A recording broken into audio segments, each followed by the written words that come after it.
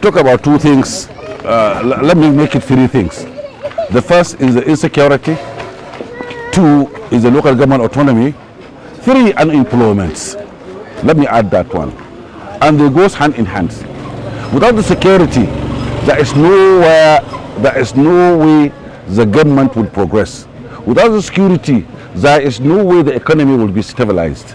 Without the security, there is no way you can go out and bust and sleep with two eyes closed without thinking that something will come and harass you or intimidate you or take your life or terrorize you.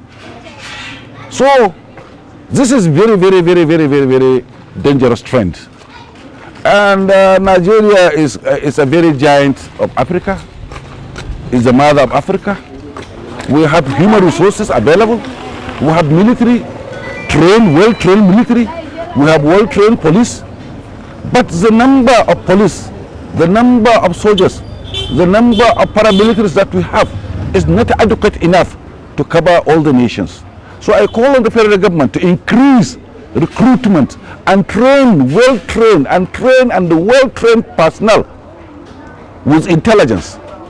And now we are in the global world. We are supposed to involve a technological means of tracking the security of this country.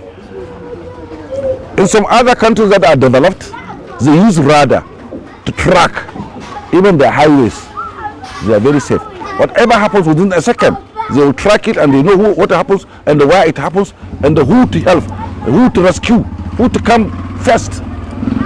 So I call on the federal government to use our resources by providing well-trained personnel, by training well-trained technical staff that will operate drones, by imposing stanch laws that will deal with people that refuse to abide by the laws. And I call on the state senate and national assembly to make a very stringent law and also to support the federal government in its effort to autonomize the local government affairs. Local government is a government of itself. That is why we have three-tier governments. Though we have the executives, both at federal, state and local governments, and we have legislature, both state, federal and local government. So also we have, what do you call it? So all this legislature that are on the ground at state level and local government level should support the National Assembly in securing the autonomy of our local governments. A local government system should be reviewed. Should be reviewed in the sense that they can be tracked, they can be checked and balanced. There should be a very strong auditing to audit the finances.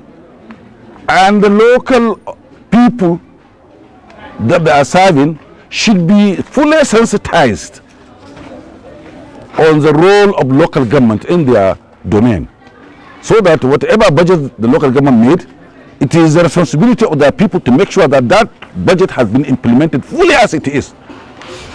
Not to say we are going to construct a road along Mashi Birnin Kuka Road, only to find that 15-kilometer road has been constructed. What of the rest of the local? What of the rest of the distance? It has to be covered. So it is very important that way. And for insecurity, I call on the federal, state, and the local governments.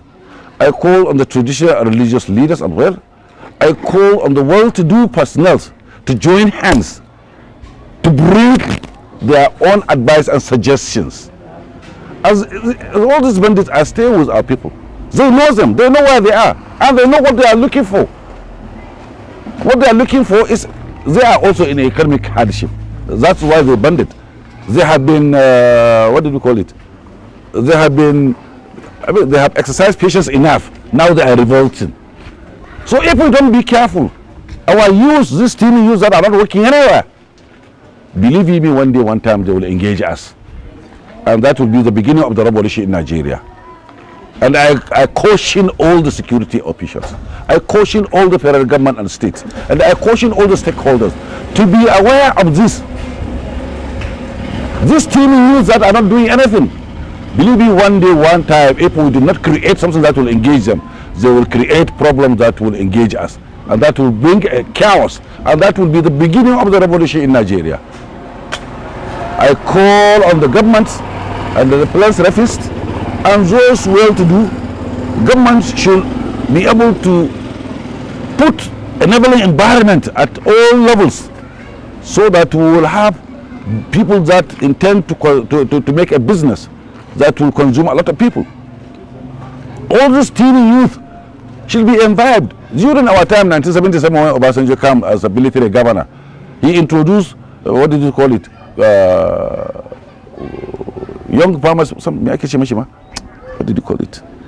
I could remember when I was in secondary school, we were forced to individually go and plant something, like a garden. We were trained how to plant, we were trained how to cultivate up to the germination time. Operation Feed the Nation. Operation Feed the Nation. Why can't we bring those type of programs? We have Tino NYCs that are voluntarily serving all over the Nigeria. Let them be given that responsibility. They are young, they are youth. Let them imbibe with the youth people. With the withdrawal of the oil subsidy in Nigeria, Nigerians expect to see a turn out in the sense that higher allocation at state level, monthly allocation from the federal government, higher allocation for the local government, so that things should be done accordingly. If democracy that we are playing, that we are exercising, that we are administering is for the people, of the people, then whenever such grant comes, I expect the executives, chief executives, to call the meeting of the stakeholders, including the emirs and traditional rulers, religious leaders, and the administrators themselves, local government chairmen. Let them concentrate on the current need after need assessments. There is no local government that has no need assessment. There is no local government also that has no priorities. And sometimes their priority may not be our priority. Our priority is to see that no child roam about begging. Our priority is not to go and fly bridge. No, it is not. Our priority is to see we have qualitative educations. We produce engineers and the professionals that will help us. Not to go and construct something that is irrelevant to us. And I was so happy. And I'm proud of my governor of Katşına State, Malam Duku Umar Radda, who increased the revenue of his state from 1 billion to 3-point-something billion. It's applaud to him. And I commend him for a job well done. He should continue from where he stopped. And I expect that to extend to the local government areas. The local government chairman should also be encouraged to imbibe ways of getting more and more and more and more revenues. There is no country that will progress without having excessive revenue. And to tax everybody is good now. Initially there was a community tax. Why was it scrapped? We are all enjoying benefit from the government. So everybody is entitled to pay tax. That I have no doubt about it. If you can do that, it will add and aim. Whatever we are paying into the government, we're supposed to get it in return. If you pay tax, you expect to have social amenities.